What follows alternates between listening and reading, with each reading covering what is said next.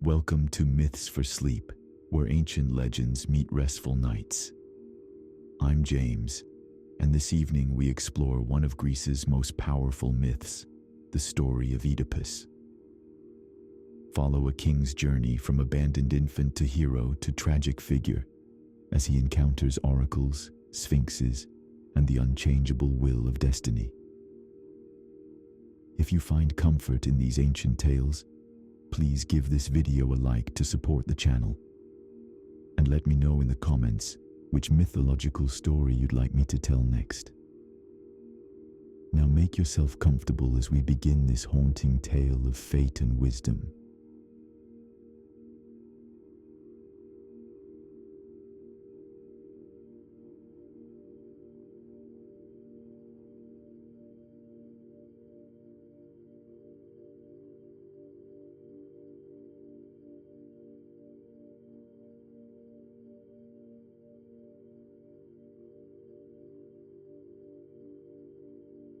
In the ancient city of Thebes, where the sun cast long shadows across marble columns and the wind whispered secrets through olive groves, there lived a king named Laius. He ruled with wisdom and kindness, beloved by his people who looked to him for guidance and protection. Beside him stood his queen, Jocasta, a woman of remarkable beauty and intelligence, whose laughter could brighten even the darkest chambers of the palace. For many years, the royal couple lived in happiness, yet their hearts carried a quiet longing. They yearned for a child, an heir who would continue their bloodline and inherit the throne of Thebes. The seasons turned from spring to summer, from autumn to winter, and still no child blessed their union. One day, King Laius decided to seek answers from the most sacred place in all of Greece. He would journey to Delphi, where the oracle of Apollo spoke prophecies that echoed through time itself. The temple sat high upon Mount Parnassus, shrouded in mist and mystery, where mortals came to glimpse their fate. The journey to Delphi was long and treacherous. Laius traveled with a small retinue, crossing mountains where eagles soared and valleys where streams sang gentle melodies. As they climbed higher toward the sacred temple, the air grew thin and pure, filled with the scent of laurel trees that were sacred to Apollo. At the temple, Laius made his offerings of gold and precious oils.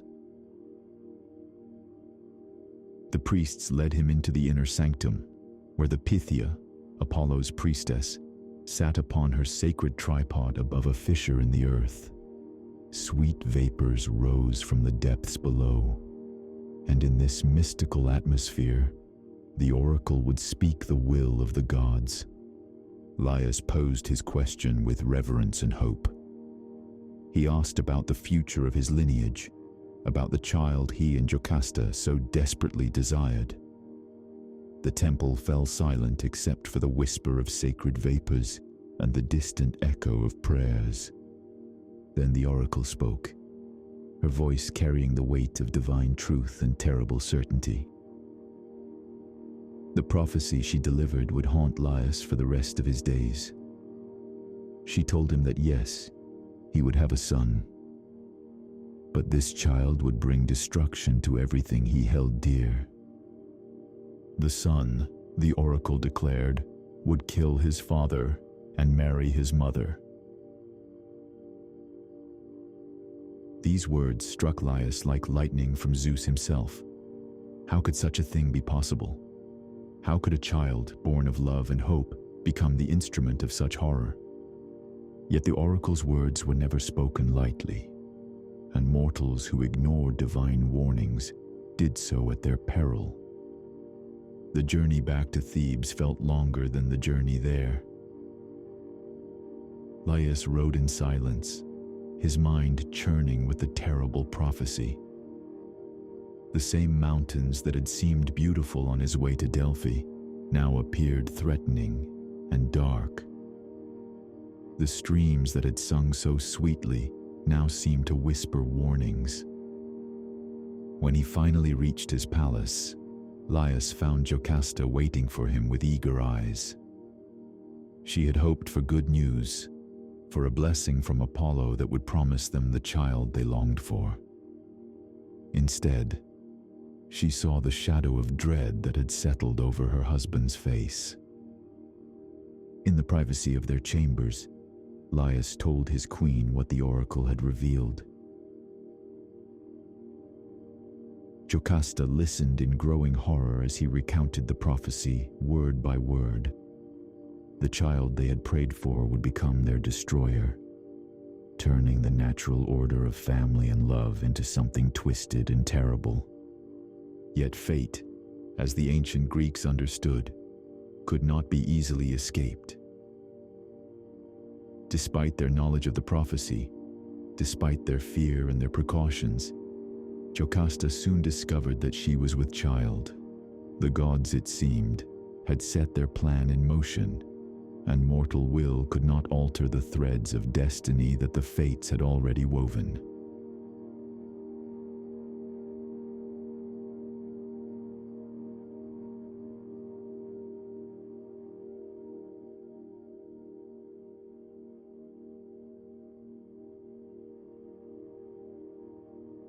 The months passed slowly in the palace of Thebes. Jocasta's belly grew round with the promise of new life, yet this pregnancy brought no joy, only a growing dread that shadowed every day. The servants noticed how the queen would often place her hand on her stomach and sigh deeply, as if she could feel the weight of destiny itself growing within her. King Laius spent long hours in prayer and consultation with priests and wise men. Some suggested that perhaps the oracle had been mistaken, or that her words had been misinterpreted. Others proposed various remedies and rituals that might change the course of fate. But deep in his heart, Laius knew that the words of Apollo's oracle were absolute and unchangeable. When the time came for the child to be born, it was a night when storm clouds gathered over Thebes. Thunder rolled across the sky like the footsteps of angry gods, and lightning illuminated the palace chambers in brief, dramatic flashes. The midwives attended to Jocasta as she labored to bring her child into the world. Finally, as dawn broke through the dissipating clouds, a cry rang out through the palace. A son had been born to the royal couple of Thebes. The child was healthy and strong, with a lusty voice that proclaimed his arrival to the world. Under any other circumstances, there would have been celebration and joy throughout the kingdom. But Laius and Jocasta looked upon their newborn son with hearts heavy with sorrow and fear. Here was the child they had longed for, the heir they had prayed to receive. Yet they knew that allowing him to live would mean their own destruction. The innocent baby in Jocasta's arms was destined to become a parricide and commit the most terrible of sins. For 3 days, the royal couple debated what they must do. Some counselors suggested that they could find a way to raise the child while avoiding the prophecy. Perhaps if they kept him always under guard, or if they sent him far away to be raised by others, the fate foretold by the oracle might be prevented. But Laius understood the nature of prophecy better than most. He had studied the old stories and knew that mortals who tried to outwit fate often brought about the very doom they sought to avoid. The gods worked in mysterious ways, and their will could not be thwarted by human cleverness or precaution. With a heart breaking from the weight of his decision, Laius commanded that the child be taken from the palace. He could not bring himself to kill his own son directly. for such an act would surely bring down the wrath of the gods upon him. Instead, he ordered that the baby be exposed on Mount Cithaeron, the wild mountain that rose beyond the borders of Thebes. To ensure that the child could never crawl to safety if he somehow survived, Laius commanded that the baby's ankles be pierced and bound together with cords. This cruel measure would prevent the infant from moving, ensuring that exposure to the elements would claim his life swiftly.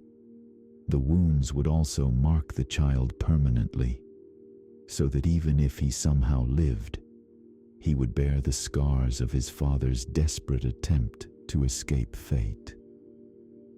A loyal servant of the palace was chosen for this terrible task. The man had served the royal family faithfully for many years, and Laius trusted him to carry out the order without question or betrayal.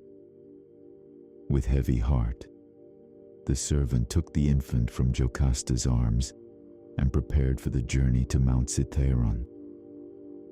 Jocasta wept as her child was taken away. Though she understood the necessity of what they were doing, though she feared the prophecy as much as her husband did, her mother's heart broke to see her firstborn carried off to die. She would carry this grief with her for the rest of her life, a secret sorrow that would shadow all her future days. The servant rode out from Thebes under cover of darkness, carrying the royal infant toward the lonely mountain where he would meet his fate. The baby's cries echoed through the night air, a sound that haunted the servant as he made his way along the winding mountain paths. By the time he reached the appointed place on Mount Cithaeron, dawn was beginning to break over the distant peaks. Here on this desolate mountainside where only wild animals roamed and shepherds occasionally brought their flocks, the servant performed his grim duty. He bound the child's ankles as he had been commanded, piercing the tender flesh with a sharp instrument. The baby's cries of pain carried across the empty landscape, a sound so heartbreaking that even the loyal servant began to question whether he could complete his task. But orders from the king were not to be disobeyed. The servant placed the wounded infant on a rocky outcrop where he would be exposed to sun and wind, to cold mountain air and prowling beasts. Then, with tears in his eyes and guilt heavy in his heart, he turned away and began the long journey back to Thebes, leaving the child of prophecy to whatever fate the gods had planned for him.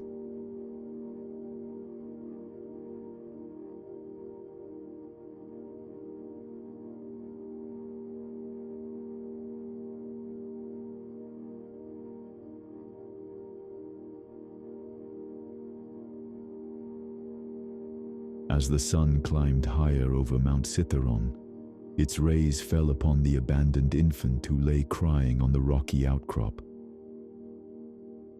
The child's voice had grown weaker as the hours passed, and the cruel bonds around his ankles had caused his feet to swell with pain and injury.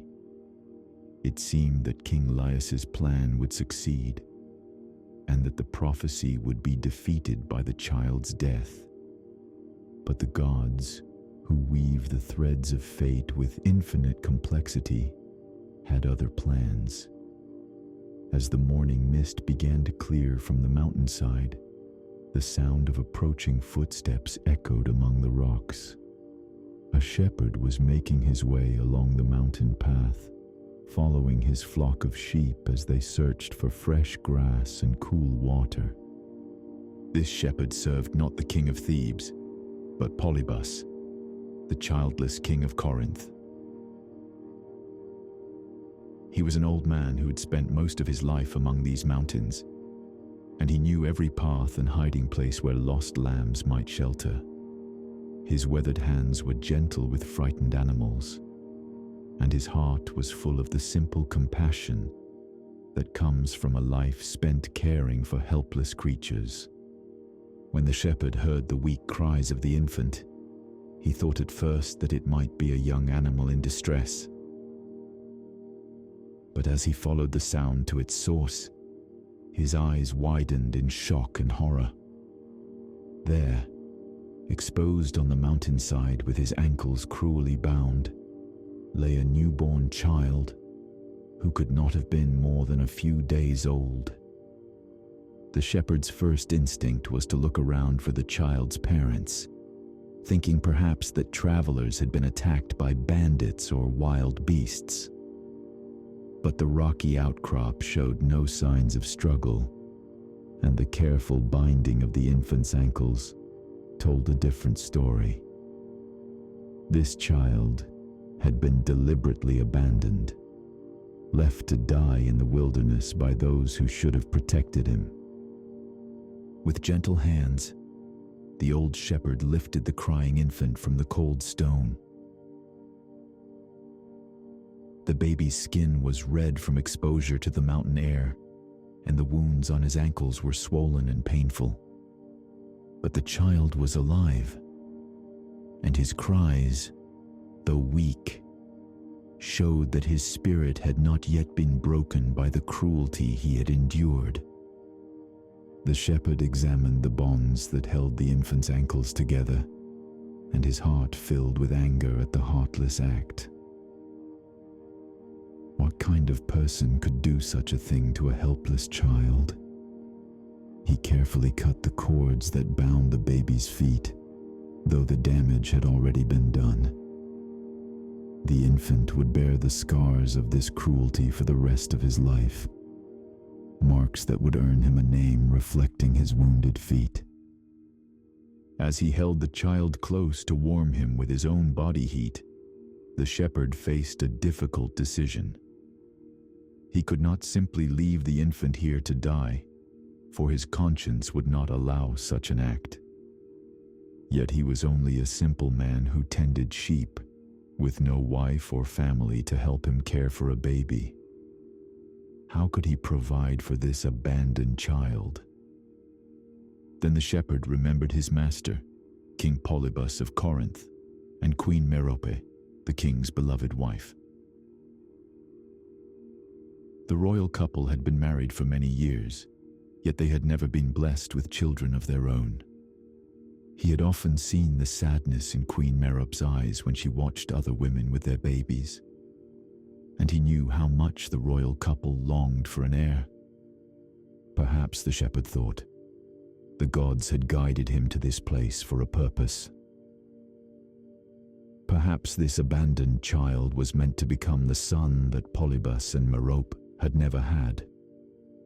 The baby was clearly of noble birth, for his features were fine and his limbs, despite their cruel treatment, were strong and well-formed.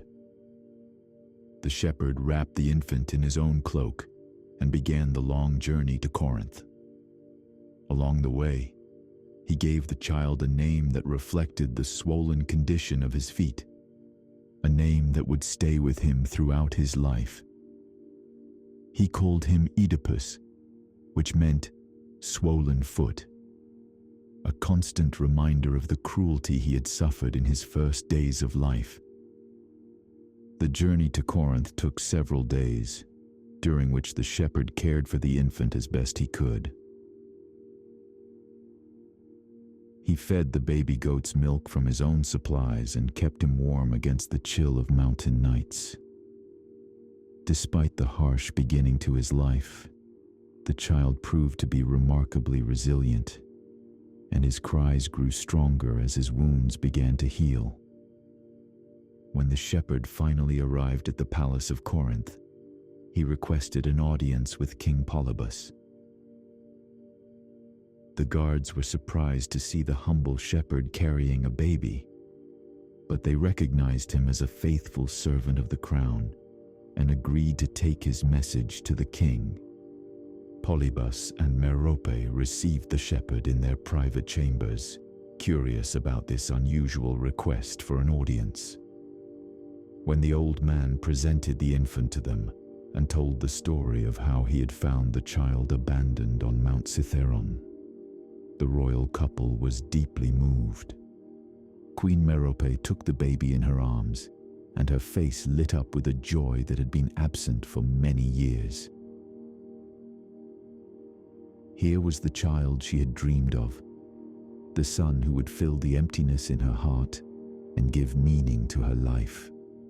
King Polybus, seeing his wife's happiness, felt his own heart swell with paternal love for the foundling. Without hesitation, the royal couple decided to adopt the child as their own son. They would raise him as a prince of Corinth, giving him all the love and education befitting a future king. The scars on his ankles would be the only reminder of his tragic beginning, but in every other way, he would be treated as if he had been born to them.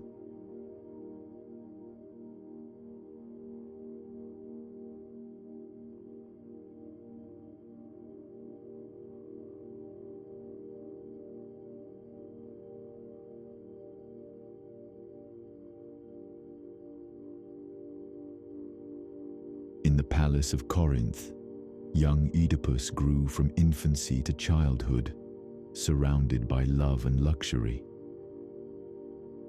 King Polybus and Queen Merope doted on their adopted son, giving him every advantage that royal birth could provide. They never told him the truth of his origins, preferring to let him believe that he was their natural child, born to inherit the throne of Corinth. Oedipus proved to be an exceptional child in every way. He was quick to learn, eager to please, and possessed of a sharp intelligence that impressed his tutors and delighted his parents. He excelled in his studies of literature and philosophy, showing particular aptitude for solving riddles and puzzles that challenged other students. As he grew older, Oedipus became skilled in the arts of war and statecraft. He learned to wield a sword with grace and power, to ride horses with fearless expertise, and to command respect from soldiers and servants alike. His adoptive father took pride in teaching him the responsibilities of kingship, preparing him for the day when he would rule Corinth. The young prince was beloved by the people of the city, who saw in him all the qualities they hoped for in a future king. He was just and compassionate, quick to defend the weak and slow to anger. His presence seemed to bring light to whatever room he entered, and his laughter echoed through the palace corridors like music. Yet even in these happy years, there were signs of the destiny that awaited him. The scars on his ankles served as a constant reminder of his mysterious past, though neither he nor his adoptive parents spoke of them openly. Sometimes, in quiet moments, Oedipus would trace these marks with his fingers and wonder about their origin. When Oedipus reached young manhood, his noble bearing and quick wit made him a favorite at court gatherings and festivals. Foreign princes and nobles who visited Corinth remarked on his exceptional qualities, and many predicted that he would become one of the greatest kings of his generation. His future seemed bright and full of promise. But fate, which had spared his life on Mount Cithaeron, was not finished with Oedipus yet. At a festival in Corinth, where wine flowed freely and tongues became loose with drink, a quarrel broke out between Oedipus and a man from another city. In the heat of argument, the stranger hurled a terrible accusation at the young prince. "You are not even the true son of Polybus," the man shouted, his voice carrying across the suddenly quiet courtyard. "You are nothing but a foundling, raised by charity in a palace where you do not belong." The words struck Oedipus like a physical blow. Although the man was clearly drunk and speaking in anger, His accusation planted a seed of doubt in the young prince's mind. He had always felt completely secure in his identity as the son of Polybus and Merope, yet now he found himself wondering if there might be truth in the stranger's words. That night, Oedipus approached his adoptive parents with the question that burned in his heart. He asked them directly whether he was truly their son, born of their union, or whether he had come to them by some other means. Polybus and Merope, caught off guard by this direct question, tried to reassure him that he was indeed their beloved child. But their hesitation, brief though it was, did not escape Oedipus's notice. He had inherited not only intelligence but also keen perception, and he could sense that his parents were not telling him the complete truth. The doubt that had been planted by the drunk man's words began to grow into a gnawing uncertainty. Unable to find peace in Corinth while this question haunted him, Oedipus made a decision that would change the course of his life forever. He would journey to Delphi, to the sacred oracle of Apollo, and seek the truth about his origins. If he was indeed the natural son of Polybus and Merope, the oracle would confirm it. If not, he would finally learn who he really was. The journey to Delphi retraced the same mountain paths that his birth father Laius had traveled years before. Oedipus rode alone, preferring to make this pilgrimage without the company of servants or guards. He needed time to think, to prepare himself for whatever truth the oracle might reveal. As he climbed toward the sacred temple, Oedipus felt the weight of destiny pressing upon him like the thin mountain air. He had come seeking answers about his past, but he had no idea that he was about to receive a prophecy that would shatter his entire understanding of his future. At the temple of Apollo, Oedipus made his offerings and approached the oracle with reverence and hope. He posed his question about his parentage, expecting to receive clarity about whether Polybus and Merope were truly his father and mother. What he received instead was a prophecy that drove all thoughts of his origins from his mind. The Pythia, speaking with the voice of divine truth, delivered words that would haunt Oedipus for the rest of his life. She told him that he was destined to kill his father and marry his mother, bringing pollution and horror to his family line. The oracle spoke of patricide and incest, of a fate so terrible that it seemed beyond the realm of possibility. Oedipus listened to these words with growing horror and disbelief. How could such a thing be possible?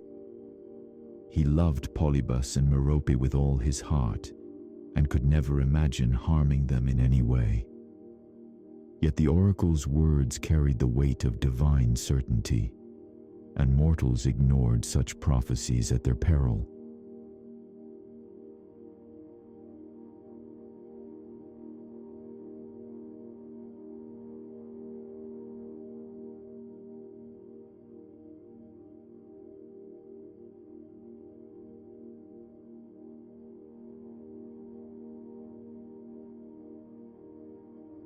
Standing in the sacred temple of Apollo, Oedipus felt his world crumble around him like ancient stone. The oracle's prophecy echoed in his mind with terrifying clarity. He was destined to kill his father and marry his mother, to become the agent of unspeakable horror within his own family. The very idea filled him with such revulsion that he could barely breathe. But even in his shock and horror, Oedipus's quick mind began to work.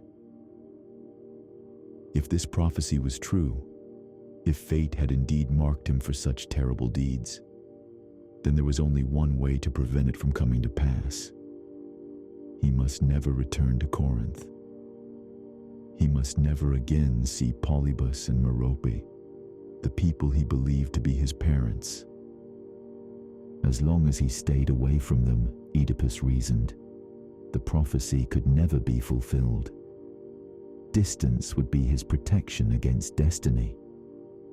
He would become a wanderer, an exile from his own home, but he would preserve the innocence of those he loved and keep his own hands clean of the blood the oracle had foretold. With a heavy heart and tears streaming down his face, Oedipus left the temple of Apollo. He would not return to Corinth to say farewell to his adoptive parents, for he feared that seeing them might weaken his resolve. Instead, he turned his horse toward the east, toward unknown lands where he might find a new life far from the shadow of prophecy. The road from Delphi wound through mountain passes and rocky gorges, lonely paths where travelers might journey for days without seeing another human soul. Oedipus rode slowly, lost in thought about his uncertain future. He had been raised to be a king, but now he must become a homeless wanderer. He had been surrounded by love and luxury, but now he faced a life of exile and solitude. As he traveled, Oedipus came to a place where three roads met, a crossroads nestled in a narrow valley between steep cliffs. Here, the path from Delphi intersected with roads leading to Thebes and to other distant cities. It was a lonely spot, marked only by a simple shrine to Hermes, the god who protected travelers. As Oedipus approached this crossroads, he saw that he was not alone. Coming toward him from the direction of Thebes was a small procession led by an elderly man riding in a fine chariot. The man's bearing and dress marked him as a person of high rank, perhaps a king or nobleman traveling with his retinue. The path at this point was narrow, with barely room for one vehicle to pass. As the two parties approached each other, it became clear that one would have to give way to the other. The elderly man in the chariot, accustomed to deference and respect, expected the young traveler to step aside and allow the royal procession to pass. But Oedipus, his mind still reeling from the oracle's prophecy and his heart heavy with the sacrifice he had made, was in no mood to show automatic submission to authority. He had given up his kingdom and his family to escape fate, and he would not be ordered about by a stranger on a mountain road. The herald who ran before the chariot shouted at Oedipus to clear the way for his master. When the young man made no move to comply, the herald grew angry and struck him with his staff. This act of violence awakened a fury in Oedipus that surprised him with its intensity. All the frustration and anguish of his situation poured out in a moment of uncontrolled rage. Oedipus leaped from his horse and struck down the herald with a single blow. The elderly man in the chariot, seeing his servant attacked, raised his own weapon against the young stranger. But Oedipus was strong and quick, trained in combat by the best masters in Corinth, and his anger gave him additional strength. What followed happened so quickly that it seemed like a nightmare or a vision from the gods. In a matter of moments, Oedipus had killed not only the herald, but also the old man in the chariot and most of his guards. Only one servant managed to escape, fleeing back toward Thebes with news of the massacre at the crossroads. As suddenly as it had begun, the violence was over. Oedipus stood among the bodies of the men he had slain, his sword bloody in his hand and his heart pounding with the aftermath of battle. The narrow valley was silent except for the wind whistling through the rocks and the distant cry of a carrion bird. For a moment, Oedipus felt a sense of satisfaction at having defended himself against unprovoked attack. The herald had struck him first, and the old man had raised his weapon in threat. He had acted in self-defense, as any man had the right to do when faced with violence on a lonely road. But as his anger cooled and reason returned, Oedipus began to feel the weight of what he had done. He had killed several men, including an elderly nobleman who might have been someone of importance. The consequences of this act might follow him wherever he went, making his exile even more dangerous and uncertain. He searched the bodies for any clues to their identity, but found little to enlighten him. The old man's clothes and jewelry marked him as wealthy and powerful, but there was nothing to indicate exactly who he had been or where he had come from. Oedipus took what valuables he could carry, reasoning that he would need resources to sustain himself in his wandering life. As he prepared to leave the scene of slaughter, Oedipus felt a strange chill run through him, as if unseen eyes were watching from the shadows. He told himself it was merely the natural unease that follows violence, the way a battlefield feels haunted by the spirits of the newly dead. But deep in his heart, he sensed that this crossroads would prove to be more significant than he could imagine. Mounting his horse once more, Oedipus continued on his journey toward an uncertain future. Behind him lay the bodies of the men he had killed, and ahead lay the road to Thebes, where his true destiny awaited him. The oracle's prophecy had set him on this path, and though he believed he was fleeing from fate, he was actually rushing toward its fulfillment.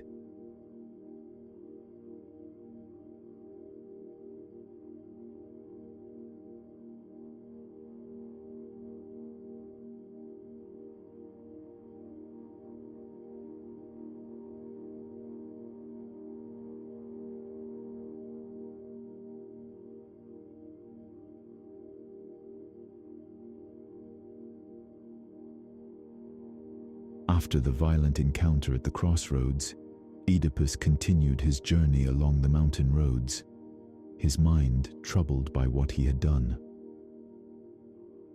The faces of the men he had killed haunted his thoughts, particularly that of the elderly nobleman whose final expression had been one of surprise rather than anger.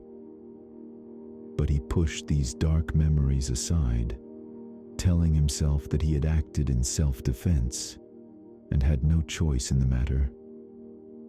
As the sun began to set behind the mountains, Oedipus found himself approaching the walls of a great city. The massive stones rose high into the evening sky, and torches flickered along the battlements like earthbound stars. This was Thebes, one of the greatest cities in all of Greece, founded by the legendary Cadmus and ruled by kings whose lineage stretched back to the dawn of time. But as Oedipus drew closer to the city gates, he noticed something strange and troubling. The roads that should have been busy with merchants and travelers were nearly empty. The few people he did encounter hurried past with frightened expressions, their eyes darting nervously toward the rocky hills that surrounded the city. An atmosphere of fear and desperation hung over the entire region, like a poisonous cloud. When Oedipus reached the gates of Thebes, he found them guarded by soldiers who looked haggard and exhausted. Their weapons were ready, but their faces showed the strain of men who had been fighting a losing battle for too long. One of the guards approached the young traveler with a mixture of hope and wariness in his eyes. "Turn back, stranger," the guard warned, his voice hoarse with fatigue. "This city is cursed, and death awaits any who enter. A monster haunts our lands, and none who face her live to tell the tale." But Oedipus, his own life already shadowed by prophecy and exile, felt no fear of whatever danger might lurk within the city walls. He had nothing left to lose, no home to return to, no future that he could predict or control. Perhaps in this cursed city he might find some purpose for his wandering existence, some way to use his skills and intelligence in service of a worthy cause. The guard, seeing that the young man would not be deterred, told him the story of Thebes' affliction. A creature called the Sphinx had come down from the mountains and taken up residence on a rocky outcrop outside the city. This monster had the body of a lion, the wings of an eagle, and the head and breast of a woman. She was both beautiful and terrible, with eyes that seemed to look into a person's very soul. The Sphinx had proclaimed a challenge to all who would enter or leave Thebes. She posed a riddle to every traveler, and those who could not answer correctly were immediately devoured by her terrible claws and fangs. So far, none had been able to solve her puzzle, and the road to Thebes had become a highway of bones and death. The king himself offers a great reward to anyone who can defeat this monster, the guard continued. He has promised his crown and the hand of Queen Jocasta in marriage to whoever can rid us of this curse. But so many brave men have already died attempting it that few now dare to try. Oedipus listened to this account with growing interest. Here was a challenge worthy of his intelligence, a puzzle that might give meaning to his exile. He had always excelled at solving riddles and complex problems, and perhaps this was the reason the gods had guided his steps to Thebes.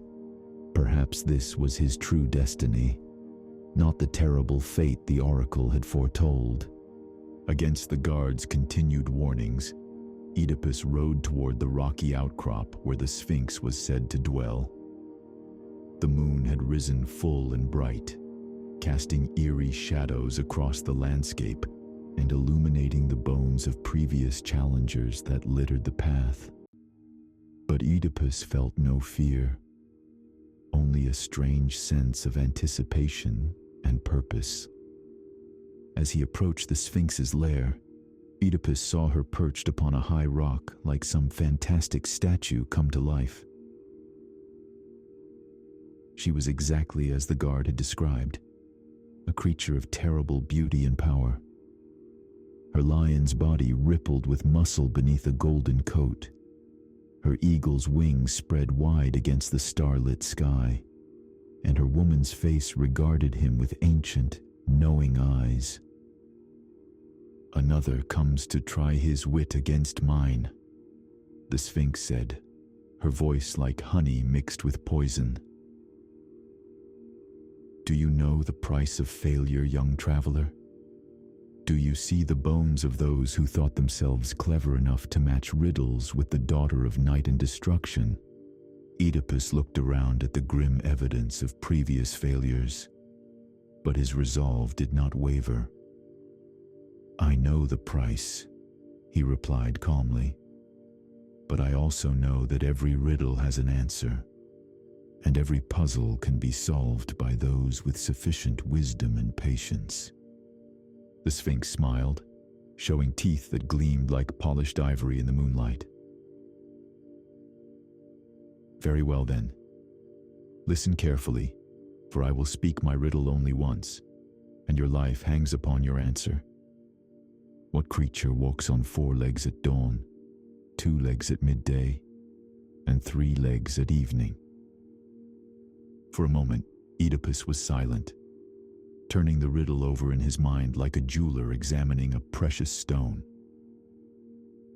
He considered various animals and mythical creatures, but none seemed to fit the pattern described by the Sphinx. Then, gradually, a different kind of answer began to form in his thoughts.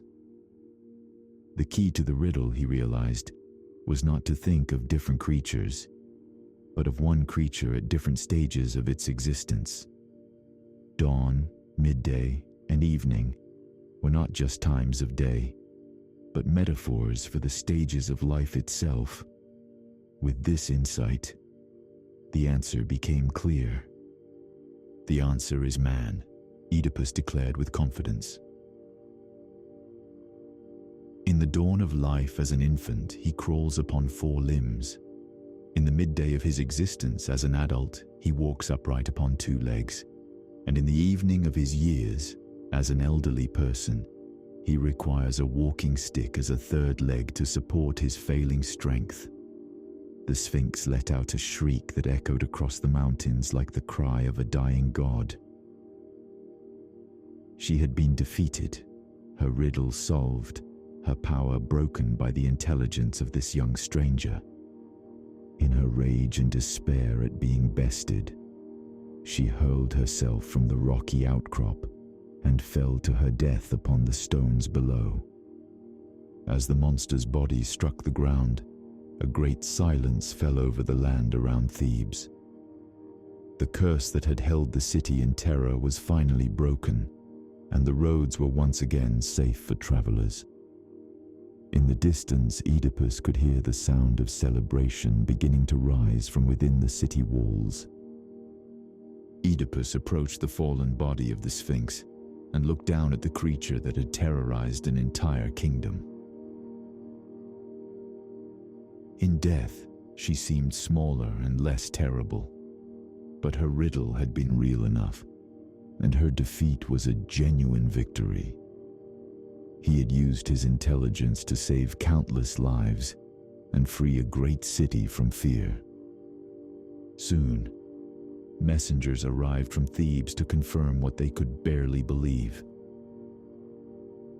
The Sphinx was truly dead, and this young stranger had accomplished what no one else had been able to do. They begged him to return with them to the city, where King Laius would surely want to honor him personally.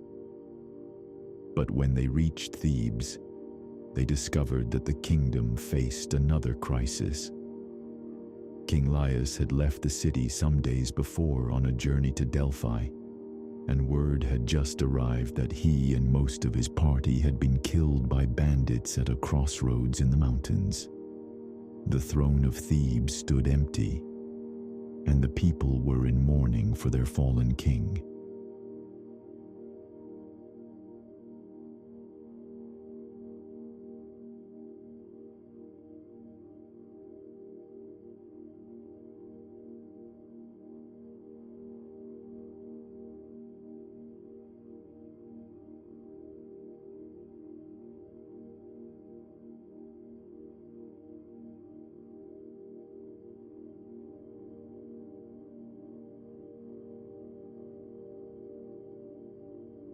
The news of King Laius's death cast a shadow over what should have been a celebration of the Sphinx's defeat. The people of Thebes found themselves facing a double crisis. They had lost their king to bandits on a mountain road, yet they had also been delivered from the monster that had terrorized their city. In their grief and confusion, they looked to the young stranger who had solved the Sphinx's riddle as a beacon of hope in their darkest hour. The council of elders and the queen herself summoned Oedipus to the palace. Queen Jocasta, now a widow in the prime of her life, received him in the great throne room where tapestries depicted the glorious history of Thebes. Her beauty was marked by sorrow, but there was strength in her bearing and wisdom in her eyes. "You have saved our city from the curse of the Sphinx," Jocasta said, her voice carrying the authority of one born to rule. The prophecy promised that whoever defeated the monster would receive the crown of Thebes and my hand in marriage. Though we mourn our fallen king, we cannot ignore the debt we owe you, nor the promise that was made. Oedipus looked upon Queen Jocasta and felt his heart stir with unexpected emotion. She was everything a queen should be: intelligent, graceful, and possessed of a quiet strength that spoke of years spent ruling wisely. Though she was older than he, she was still in her prime, and the thought of marriage to such a woman did not displease him. The ceremony that made Oedipus king of Thebes was both joyous and solemn. The people celebrated their deliverance from the Sphinx while still mourning their beloved king Laius. Oedipus accepted the crown with humility, promising to rule with justice and to protect the city that had welcomed him when he was a homeless wanderer. His marriage to Jocasta was celebrated throughout the kingdom. The union seemed blessed by the gods themselves, for it brought together a young man of proven wisdom and courage with an experienced queen who knew the arts of governance. Together, they began to rebuild Thebes and restore it to its former glory. Years passed in happiness and prosperity. Oedipus proved to be a just and capable ruler, beloved by his subjects for his fairness and his quick resolution of problems that had plagued the kingdom. Jocasta bore him 4 children, 2 sons, Eteocles and Polynices, and 2 daughters, Antigone and Ismene. The royal family seemed blessed with every happiness that mortals could desire. Oedipus had found the purpose and belonging that had eluded him since his exile from Corinth. He had a kingdom to rule, a wife to love, and children to carry on his legacy. The terrible prophecy of the oracle seemed like nothing more than a distant nightmare. But the gods, who had woven the threads of destiny long before Oedipus was born, were not finished with their design. After many years of peace and prosperity, a new curse descended upon Thebes. A plague struck the city with devastating force, killing crops and cattle, causing women to miscarry, and bringing death to young and old alike. The people of Thebes, remembering how their king had saved them from the Sphinx, came to Oedipus pleading for deliverance from this new affliction. They gathered in the courtyard of the palace, their faces gaunt with hunger and marked by disease, begging their king to use his wisdom to discover the cause of their suffering. Oedipus, moved by the plight of his people, sent his brother-in-law Creon to consult the oracle at Delphi.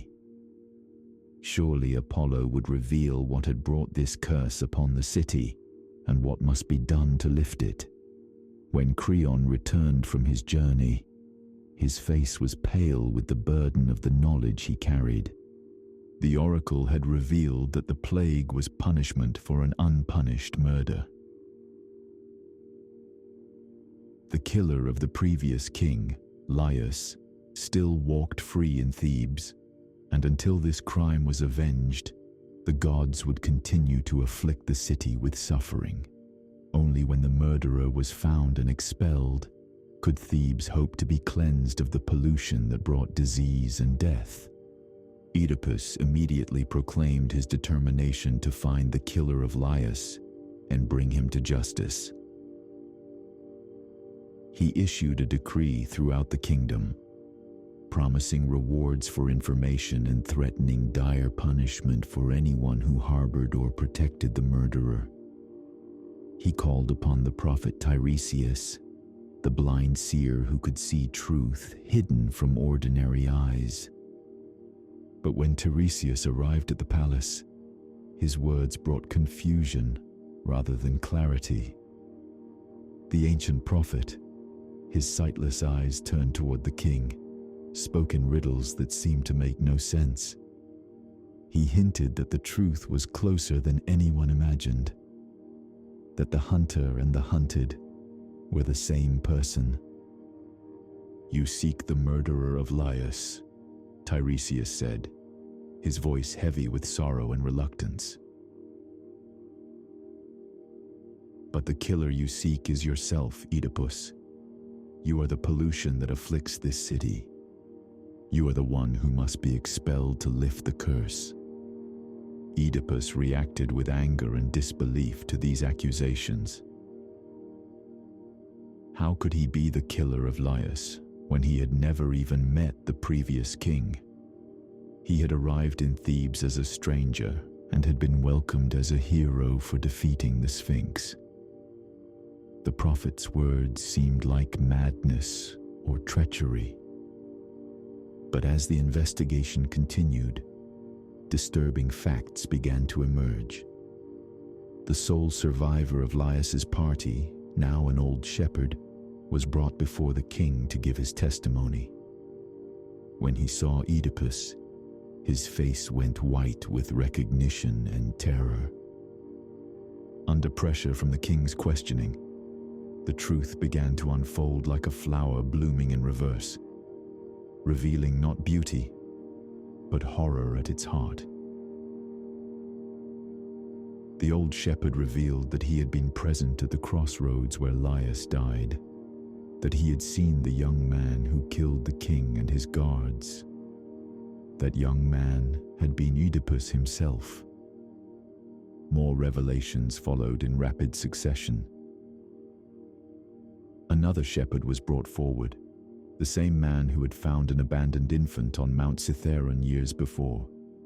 He identified Oedipus as that child, the baby with wounded ankles whom he had carried to Corinth and given to King Polybus. The final piece of the terrible puzzle fell into place when Jocasta, her face pale with growing horror, confirmed what they all now suspected. She had indeed borne a son to Laius, a child they had exposed on the mountain to prevent the fulfillment of a terrible prophecy. That child had been Oedipus. The oracle's prophecy had been fulfilled in ways too horrible to contemplate. Oedipus had indeed killed his father, though neither of them knew their true relationship at the time. He had indeed married his mother, though both had believed her to be a widow queen and him to be a foreign prince. The gods had woven their fate with such cruel precision that every attempt to escape it had only brought them closer to its fulfillment.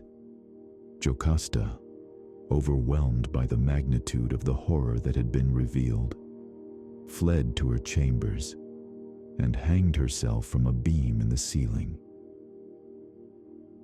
She could not bear to live with the knowledge of what she had unknowingly done, of the polluted marriage she had contracted, and the children born of incest. When Oedipus found his wife and mother dead by her own hand, something broke inside him that could never be repaired. He took the golden brooches from her dress and used them to put out his own eyes, crying that he could no longer bear to see the world that had witnessed such abominations. Blind and broken, Oedipus abdicated his throne and prepared to go into exile once again. He had begun life as an abandoned child on a mountain, had risen to become a king and hero, and now would end as a wandering beggar, guided by his daughter Antigone. The wheel of fate had turned full circle, and the prophecy that had shaped his entire existence was finally terribly complete. As he prepared to leave Thebes forever, Oedipus reflected on the strange ways of destiny and the limits of human wisdom. He had tried to outwit fate and had only hastened its fulfillment. He had solved the riddle of the Sphinx, but had failed to solve the riddle of his own existence until it was too late. In seeking to save those he loved, he had destroyed them. In trying to escape his destiny, he had run directly into its embrace. The story of Oedipus serves as a reminder of the ancient Greek understanding that mortals cannot escape their fate, no matter how clever or well-intentioned they may be. It speaks to the tragedy of human existence, where knowledge can bring destruction, where love can lead to horror, and where the very acts meant to prevent catastrophe can cause it to unfold exactly as foretold.